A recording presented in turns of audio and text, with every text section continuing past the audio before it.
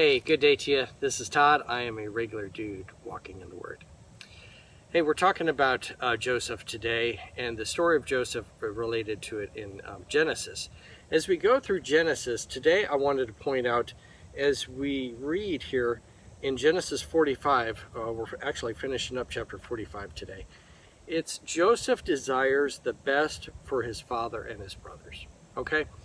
Again, if it were me and his brothers did what they did to him, I would be like, yeah, you guys can live, in the junk part of the land and have all the scraps and everything. But no, he desires the best, okay, for his brothers.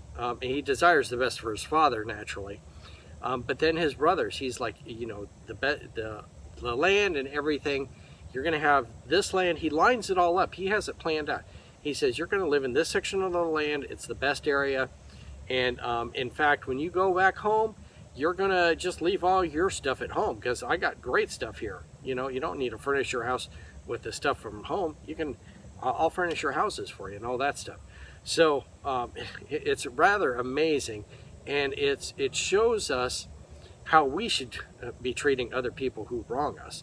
And Joseph is a good example of that. So let's read today.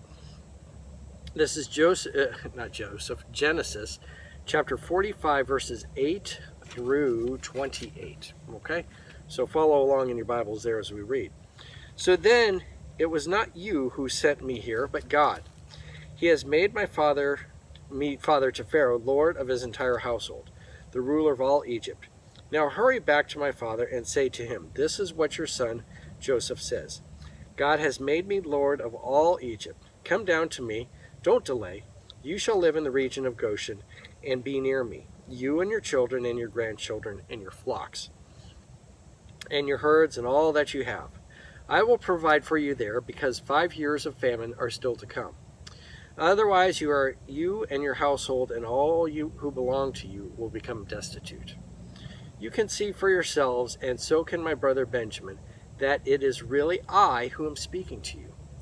Tell my father about all the honor accorded to me in Egypt and about everything you have seen, and bring my father down here quickly. Then he threw his arms around his brother Benjamin and wept. And Benjamin embraced him, weeping. And he kissed all his brothers and wept over them. Afterwards his brothers talked with him. Okay, again, he is coming up weeping over his brothers and kissing them. Not the traditional way if a brother sells you into slavery, not the way that I would be doing it in my flesh, but this is Joseph and he's living out God's principles of forgiveness, and he's coming up and kissing them and embracing them.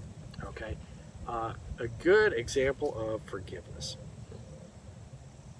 Verse 16, when the news reached Pharaoh's palace that Joseph's brothers had come, Pharaoh and all his officials were pleased. Pharaoh said to Joseph, tell your brothers, do this, load your animals and return to the land of Canaan, and bring your father and your families back to me. I will give you the best of the land of Egypt, and you can enjoy the fat of the land. You are also directed to tell them, do this, take some of the carts from Egypt for your children and your wives, and get your father and come. Never mind about your belongings, because the best of Egypt will be yours. So, when Pharaoh hears about this, he is so pleased with the performance of Joseph and knows that Joseph has really saved the nation and saved the world, really, in that part of the world there, where this famine was. And he's like, I'm going to do everything I can to make Joseph happy. And sure, I don't want to lose him and have Joseph go back home and so forth. So he says, hey, bring your father, bring your brothers. They can have the best of the land. And so that's what happened. Pharaoh was so pleased with Joseph and his performance that he was like, yeah, come. I want your father to come too. Okay. Verse 19, you are also directed to them. We already read that. Verse 21, so the sons of Israel did this. Joseph gave them carts as Pharaoh had commanded, and he also gave them provisions for their journey. To each of them he gave new clothing, but to Benjamin he gave 300 shekels of silver and 5 sets of clothing. And this is what he sent to his father: 10 donkeys loaded with the best things of Egypt, and 10 female donkeys loaded with grain and bread, and other provisions for his journey. Then he sent his brothers away as they were leaving, and he said to them, "Don't quarrel on the way." So it's funny here, he tells his brothers, he knows good and well that there's going to be, the blame game going on about it. It was your fault that this all happened, and, putting Joseph in slavery and so forth. He's saying, don't fight about it, okay? But the funny thing here is, too, all the gifts that Joseph sends back, 10 donkeys loaded with the best things of Egypt, and 10 female donkeys loaded with grain and bread and other provisions for his journey. So he sends back a whole bunch of stuff, way more than what Jacob sent. Remember, we had talked about earlier, Jacob sent the best he had from the land, which was some nuts and really spices, okay, condiments. He sent condiments. But Joseph sends the good stuff, okay? And so it doesn't even compare, okay? And this goes back to when we try and buy our way into salvation. And God offers the free gift, and it doesn't compare, okay? It's kind of insulting, really, when you think about it. For us to buy the salvation, that would be an insult, really. And that's what it is here to Joseph. He gets this little bit of stuff, and that's kind of really an insult here. But he gives way more than what, it wasn't like a fair trade at all. Joseph loads up, all these donkeys with this stuff. Okay? Verse 25. So they went up out of Egypt and came to their father Jacob in the land of Canaan.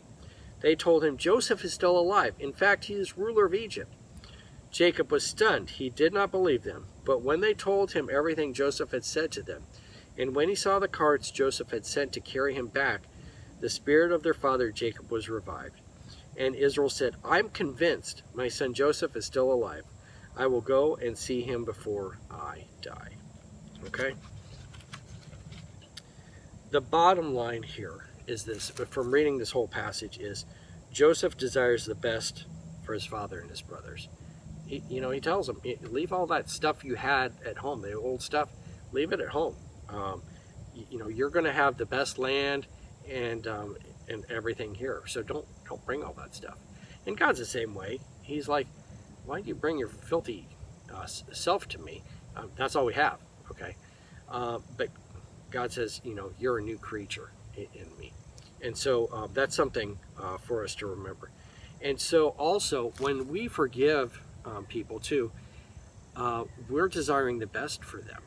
And a lot of times when we forgive somebody, someone has wronged us, and we forgive them, do we give our best? We're like, oh, no, you can have the seconds, or whatever. But no, Joseph is an example of giving the best. So something for us to look at and watch in our lives. Thanks for watching. I'm just a regular dude walking in the Word, and I look forward to seeing you tomorrow as we continue our journey through Genesis. Lord's blessing. I'll see you then.